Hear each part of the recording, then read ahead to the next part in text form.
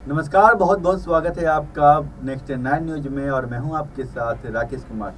जिन बड़ी बड़ी कंपनियों ने मोदी को चंदे दिए हैं, जिन बड़ी बड़ी कंपनियों ने मोदी का सहयोग किया है, वो कंपनियां अभी मुनाफे में हैं और वो कंपनियां अभी फ़ायदा कमा रही है। तो मैं नहीं कह रहा, ये अखिलेश यादव कह रहे हैं और ये कन्नौज की रैली में उन्होंने जनता को संबोधित करते हुए कहा और उस रैली में उन्होंने बीजेपी को आड़े हाथों लिया और बहुत सारी जो बातें उन्होंने वो कही और ख़ास करके उन्होंने यहाँ पर बीजेपी सरकार को घेरने के लिए बहुत सारी बातों पर यहाँ पर बात कही है। उन्होंने अपनी बातों को रखा। आप देखिए जिस तरीके से उन्होंने कहा कि जो बड़ी बड़ी कंपनियां हैं वो मोदी को सहयोग करते हैं, मोदी को चंदा देते हैं और वही कंपनियां आज आगे बढ़ रही है, आगे तरक्की कर रही है। बाकी की जो कंपनियां डूब रही है, लेकिन जिन कंपनियों ने मोदी को चंदे दिए हैं वो काफ़ी ज़्यादा फल फूल रही है।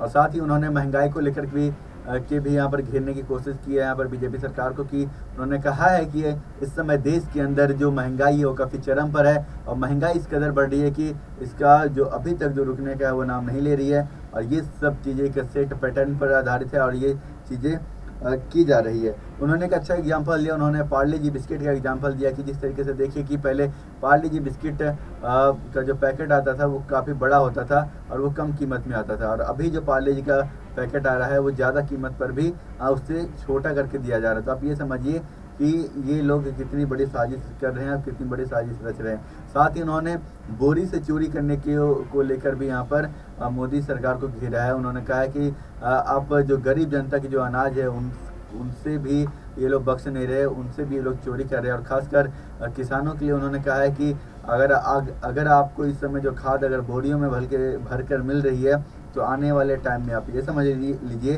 कि आपको जो खाद है वो पाउच में मिलेगी।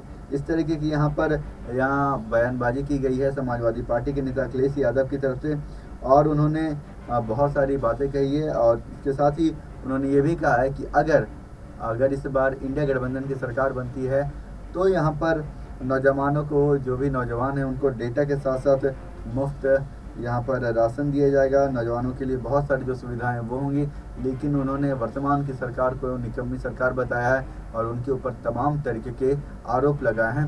हालांकि न केवल उनके तरफ से ये आरोप लगाए जा रहे हैं, बल्कि ये प्रधानमंत्री मोदी और बीजेपी की तरफ से भी ये बराबर का मामला है। यहाँ पर लोकसभा चुनाव के दौरान एक दूसरे पर ये लोग काफ़ी ज़्यादा जमकर हमलावर है, एक दूसरे की टांग खींचने के लिए, एक दूसरे की नीतियों को विरोध करने के लिए एक तरीके से बयानबाजी करते हैं।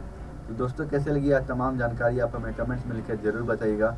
और फिलहाल के लिए मुझे दीजिए इजाज़त। देखते रहिए नेक्स्ट 9 न्यूज़।